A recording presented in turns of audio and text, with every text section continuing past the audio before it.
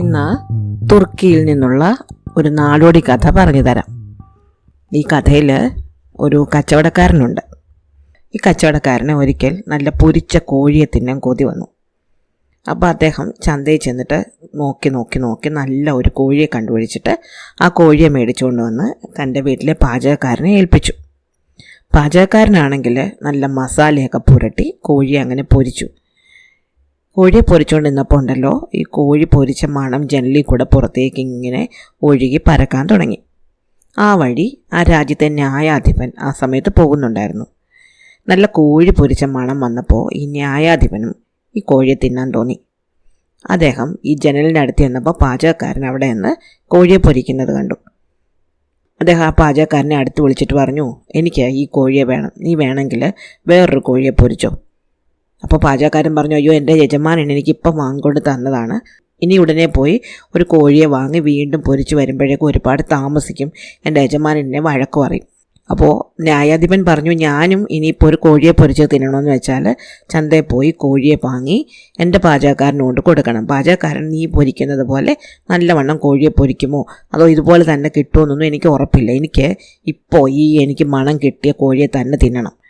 അല്ലെങ്കിൽ എന്തെങ്കിലും ഒരു കാലത്ത് നീ കുറ്റം ചെയ്ത് എൻ്റെ മുന്നിൽ വരികയാണെങ്കിൽ ഞാൻ നിന്നെ നന്നായിട്ട് ശിക്ഷിക്കും. പാചകക്കാരനാകെ പേടിച്ചു പോയി. അപ്പോൾ പാചകക്കാരൻ പറഞ്ഞു, എന്തായാലും എൻ്റെ ജോലിയല്ലേ ഇത്, എൻ്റെ ജോലി നഷ്ടപ്പെടും, എൻ്റെ യജമാൻ എന്നെ ശിക്ഷിക്കും, എന്നെ വഴക്ക് പറയും, ഞാൻ അദ്ദേഹത്തോട് കോഴി എവിടെ പോയെന്ന് പറയും. അപ്പം ന്യായാധിപൻ പറഞ്ഞു, നീ ഒന്നും പേടിക്കണ്ട, എല്ലാ കുറ്റങ്ങളുടെയും വിധി പറയുന്നത് ഞാനല്ലേ, അതുകൊണ്ട് നീ നിൻ്റെ യജമാനൻ ചോദിക്കുമ്പോൾ കോഴി പറന്നു പോയെന്ന് പറഞ്ഞാൽ മതി. അപ്പോൾ പാചകക്കാരൻ ചോദിച്ചു, അയ്യോ ഞാനതെങ്ങനെ കള്ളം പറയും, ഞാൻ കോഴിയെ പൊരിക്കാൻ തുടങ്ങുന്ന യജമാനൻ കണ്ടതല്ലേ. ന്യായാധിപൻ പറഞ്ഞു, നീ ഒന്നും പേടിക്കേണ്ട, നീ പറഞ്ഞാൽ മതി, കോഴിയെ പൊരിച്ചോടുന്നപ്പോൾ ചട്ടിയിൽ നിന്ന് എണീറ്റ് പറന്ന് ദൂരെ പോയെന്ന് പറ, ബാക്കി വരുന്ന എന്താണെന്ന് വെച്ചാൽ നമുക്ക് കാണാം, ഇപ്പം എനിക്ക് കോഴിയെത്താ. അങ്ങനെ ഒരു രക്ഷയുമില്ലാതെ ഈ പാചകക്കാരൻ ഈ പൊരിച്ച കോഴിയെ ന്യായാധിപന് കൊടുത്തു. അദ്ദേഹം ആ കോഴിയെ പൊതിഞ്ഞ് തൻ്റെ വീട്ടിലേക്ക് പോയി അവിടെ ചെന്ന് അന്നേരം തന്നെ അതിനെ അങ്ങ് തിന്നുകയും ചെയ്തു.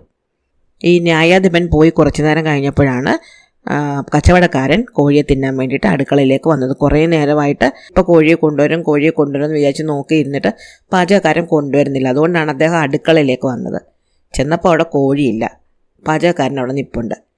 അപ്പോൾ ഇയാൾ ദേഷ്യപ്പെട്ട് അയാളോട് ചോദിച്ചു, എവിടെ എൻ്റെ കോഴി, ഞാൻ നിന്നോട് പൊരിച്ചുകൊണ്ട് വരാൻ പറഞ്ഞിട്ട് എത്ര നേരമായി. അപ്പോൾ പാചകക്കാരൻ പറഞ്ഞു, അയ്യോ യജമാനെ എന്നോട് ക്ഷമിക്കണം, ആ കോഴി ഞാനിങ്ങനെ വറുത്തുകൊണ്ട് നിന്നപ്പം ചട്ടിയിൽ നിന്ന് ചാടി ഈ ജനൽ വഴി പുറത്തേക്ക് പറന്നുപോയി. അപ്പോൾ കച്ചവടക്കാരൻ പറഞ്ഞു, കള്ളം പറയുന്നോ, പൊരിച്ച കോഴി അങ്ങനെ പറന്നു പോകും, ഞാനൊരു മണ്ടനാണെന്ന് വിചാരിച്ചോ, നീ കള്ളം പറഞ്ഞാൽ എനിക്ക് മനസ്സിലാവും, നീ ആ കോഴിയെ തിന്നു കാണും. അപ്പോൾ പാചകക്കാരൻ പറഞ്ഞു, സത്യമായിട്ട് യജമാനെ ഞാൻ കോഴിയെ തിന്നില്ല, അത് ജനൽ വഴി പറന്നു പോയത് തന്നെയാണ്. കച്ചവടക്കാരന് ദേഷ്യം വന്നു. കച്ചവടക്കാരൻ അവിടെ ഇരുന്ന ഒരു വലിയ ചട്ടുകം എടുത്തിട്ട് ഈ പാചകക്കാരനെ അടിക്കാൻ വേണ്ടി ഓങ്ങി. പാചകക്കാരൻ ചാടി മാറിയെങ്കിലും അവിടെ പാചകക്കാരൻ്റെ മകൻ നിൽപ്പുണ്ടായിരുന്നു. അവൻ്റെ കണ്ണിലാണ് ഈ ചട്ടുകം ചെന്ന് കൊണ്ടത്. അവൻ്റെ കണ്ണിൽ ഒരു മുറിവ് പറ്റി. എൻ്റെ കണ്ണ് പോയി എന്ന് പറഞ്ഞിട്ട് അവൻ കണ്ണും പൊത്തി കരയാൻ തുടങ്ങി. കച്ചവടക്കാരനാണെങ്കിൽ ഈ കുട്ടിയുടെ കണ്ണ് പൊട്ടിപ്പോയി എന്നാണ് വിചാരിച്ചത്. ഇപ്പോൾ എല്ലാവരും കൂടി തന്നെ നേരെ വരുമെന്ന് പേടിച്ച് അയാൾ വേഗം അടുക്കളയിൽ നിന്ന് പുറത്ത് ചാടി.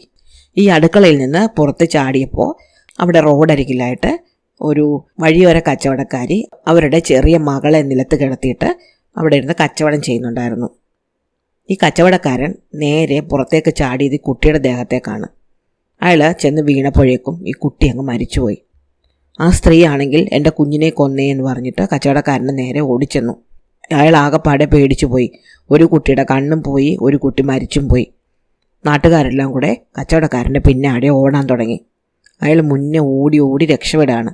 കുറേ ദൂരം ചെന്നപ്പോൾ മുന്നോട്ട് ഓടാൻ വഴിയില്ലാതായി. അപ്പോൾ അയാൾ ഒരു വലിയ ഗോപുരത്തിന് മുകളിലേക്ക് കയറി തുടങ്ങി.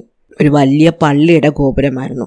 പള്ളിയുടെ ഗോപുരത്തിന് മുകളിലെത്തിക്കഴിഞ്ഞപ്പോഴേക്ക് അയാൾ പിടിവിട്ട് താഴേക്ക് വീണുപോയി. അയാൾ താഴേക്ക് വീണത് വഴിയരികിൽ ചായ കുടിച്ചുകൊണ്ടിരിക്കുകയായിരുന്ന ഒരു ചെരുപ്പ് കുത്തിയുടെ മേലേക്കാണ്. അയാൾ ചെന്ന് വീണപ്പോൾ ചെരുപ്പ് കുത്തിയുടെ കൈ ഒടിഞ്ഞു. ഇയാളെൻ്റെ കൈ ഒടിച്ചെന്ന് പറഞ്ഞ് ചെരുപ്പ് കുത്തിയും ബഹളം തുടങ്ങി. നാട്ടുകാരെല്ലാം കൂടെ ഓടിച്ചെന്ന് ഈ കച്ചവടക്കാരനെ പിടികൂടി ന്യായാധിപൻ്റെ മുന്നിലെത്തിച്ചു. ന്യായാധിപനാണെങ്കിൽ നല്ല പൊരിച്ച കോഴിയൊക്കെ തിന്ന് വയറൊക്കെ നിറച്ച് സന്തോഷമായിട്ടിരിക്കുമ്പോഴാണ് കുറേ ആൾക്കാർ കച്ചവടക്കാരനെ പിടിച്ചുകൊണ്ട് വരുന്നത് കണ്ടത്. ആൾക്കാരെല്ലാം കൂടെ വന്നിട്ട് ന്യായാധിപനോട് പറഞ്ഞു, ദാ ഇയാൾ വഴിയിൽ വലിയ പ്രശ്നങ്ങളുണ്ടാക്കി, അപ്പോൾ ന്യായാധിപൻ ചോദിച്ചു, എന്തൊക്കെ പ്രശ്നങ്ങളാണ് ഉണ്ടാക്കിയത്? അപ്പോൾ ചെരുപ്പൂത്തി പറഞ്ഞു, ഇയാൾ മുകളിൽ നിന്ന് താഴേക്ക് ചാടി കൈയൊടിച്ച് കളഞ്ഞു. വഴിയോര കച്ചവടക്കാരിയായ സ്ത്രീ പറഞ്ഞു, അയാൾ വീട്ടിൽ നിന്ന് പുറത്തേക്ക് ചാടി എൻ്റെ കുഞ്ഞിൻ്റെ ദേഹത്ത് വീണ് എൻ്റെ കുഞ്ഞും മരിച്ചുപോയി. പാചകക്കാരൻ പറഞ്ഞു, ഇയാളൊരു കോഴിയെ മേടിച്ചുകൊണ്ട് തന്നാണ്, അത് പറന്നു പോയായിരുന്നു. ഞാൻ പറഞ്ഞിട്ട് ഇയാളത് വിശ്വസിച്ചില്ല. അയാൾ ദേഷ്യപ്പെട്ട് എൻ്റെ കുഞ്ഞിൻ്റെ കണ്ണ് ചട്ടുകം കൊണ്ട് കുത്തിപ്പൊട്ടിച്ചു. കാര്യങ്ങളുടെ കിടപ്പ് അപ്പോൾ ന്യായാധിപന് മനസ്സിലായി. ന്യായാധിപൻ വളരെ ഗഹനമായിട്ട് ചിന്തിക്കുന്നതായിട്ട് അഭിനയിച്ചു. എന്നിട്ട് പറഞ്ഞു, ഇത് ഒരു കുഴയ്ക്കുന്ന പ്രശ്നമാണ്. ഞാൻ പുസ്തകം ഒന്ന് നോക്കട്ടെ എന്ത് ചെയ്യണമെന്ന്. എന്നിട്ട് ന്യായാധിപൻ വലിയൊരു പുസ്തകം എടുത്ത് തുറന്നു വെച്ച് വായിക്കുന്നതായിട്ട് അഭിനയിച്ചു. എന്നിട്ട് പറഞ്ഞു, ഈ പൊരിച്ച കോഴി അതിൻ്റെ തള്ളക്കോഴി ഇട്ട മുട്ടയിൽ എത്രാമത്തെ മുട്ട വിരിഞ്ഞുണ്ടായതാണെന്ന് അറിയാമെങ്കിൽ ഈ കുറ്റത്തിന് കൃത്യമായ ന്യായം വിധിക്കാൻ പറ്റുകയുള്ളൂ. അപ്പോൾ കച്ചവടക്കാരൻ പറഞ്ഞു, അതെനിക്ക് അറിഞ്ഞുകൂടാ, ഞാനതിനെ ചന്തയിൽ നിന്ന് വാങ്ങിയതാണ്.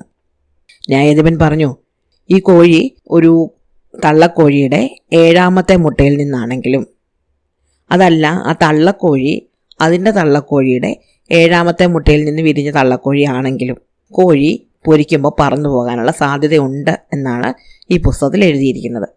അതുകൊണ്ട് ഇത് കള്ളമാണെന്ന് പറയാൻ പറ്റില്ല. കോഴി ചിലപ്പോൾ പറന്നുപോയി കാണണം. അതുകൊണ്ട് പാചകക്കാരൻ കുറ്റക്കാരനല്ല. ഇനി ഈ കുട്ടിയുടെ കണ്ണിൻ്റെ കാര്യത്തിലാണെങ്കിൽ, പുസ്തകത്തിൽ എഴുതിയിരിക്കുന്ന അനുസരിച്ചിട്ട് 2 കണ്ണുകൾ നഷ്ടപ്പെട്ടാൽ മാത്രമേ നമുക്ക് അന്ധൻ എന്ന് പറയാൻ പറ്റുള്ളൂ. പാചകക്കാരൻ്റെ കുട്ടിയുടെ ഒരു കണ്ണേ പോയിട്ടുള്ളൂ. 2ാമത്തെ കണ്ണുകൂടി പോവുകയാണെങ്കിൽ നമുക്ക് ഈ കച്ചവടക്കാരനെ ശിക്ഷിക്കാൻ പറ്റും. അതുകൊണ്ട് ഒന്നുകിൽ പാചകക്കാരൻ തൻ്റെ മകൻ്റെ കണ്ണ് കുത്തിപ്പൊട്ടിക്കണം, അല്ലെങ്കിൽ മകൻ തന്നെ സ്വന്തം കണ്ണ് കുത്തിപ്പൊട്ടിക്കണം. അങ്ങനെ അന്ധനാവുകയാണെങ്കിൽ ഈ കച്ചവടക്കാരനെ നമുക്ക് ശിക്ഷിക്കാം. അപ്പോൾ പാചകക്കാരനും മകനും പറഞ്ഞു, വേണ്ട, ഞങ്ങൾക്ക് ഇയാളെ ശിക്ഷിക്കൊന്നും വേണ്ട, ഒരു കണ്ണുണ്ടല്ലോ അത് മതി. അപ്പോൾ ന്യായാധിപൻ പറഞ്ഞു, ഇനി കുട്ടി മരിച്ച കാര്യത്തിൽ, ഒരു കുട്ടി മരിച്ചുപോയി, കഷ്ടമായിപ്പോയി. പക്ഷേ അതുകൊണ്ട് ഈ കച്ചവടക്കാരനെ ശിക്ഷിച്ചാൽ കുട്ടിയെ തിരിച്ചു കിട്ടുകയില്ലല്ലോ.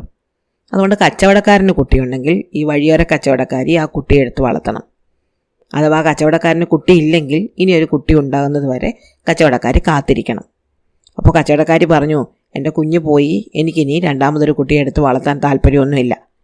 അതുകൊണ്ട് എനിക്ക് ഈ കച്ചവടക്കാരൻ്റെ കുട്ടിയെ വേണ്ട. ഇനി 3ാമത്തെ പ്രശ്നം, ചെരുപ്പൂത്തിയുടെ കൈ. ചെരുപ്പൂത്തിയുടെ കൈ പോയത് വലിയ കഷ്ടമായിപ്പോയി. ചെരുപ്പൂത്തി കൈയും കൊണ്ടാണ് ജോലി ചെയ്യുന്നത്. അയാൾക്ക് കൈയില്ലെങ്കിൽ ജോലി ചെയ്യാൻ പറ്റില്ല. പക്ഷെ എന്ത് ചെയ്യാനാണ്, ഇത്ര മുകളിൽ നിന്നാണ് നമ്മുടെ കച്ചവടക്കാരൻ കയ്യിലേക്ക് വീണത്. അതുകൊണ്ട് ശിക്ഷയായിട്ട് ഇന്ന് തന്നെ ചെരുപ്പ് കുത്തി ആ ഗോപുരത്തിന് മുകളിലേക്ക് കയറിയിട്ട് കച്ചവടക്കാരൻ്റെ ദേഹത്തേക്ക് വീഴണം. കൃത്യമായിട്ട് കൈ തന്നെ ഓടിക്കണം, കാലൊടിക്കാൻ പറ്റില്ല. അങ്ങനെ ചെയ്യുകയാണെങ്കിൽ ചെരുപ്പ് കുത്തിക്ക് ശിക്ഷയൊന്നും തരുന്നതല്ല, അത് ചെരുപ്പ് കുത്തിയുടെ അവകാശമാണെന്ന് കണക്കാക്കും.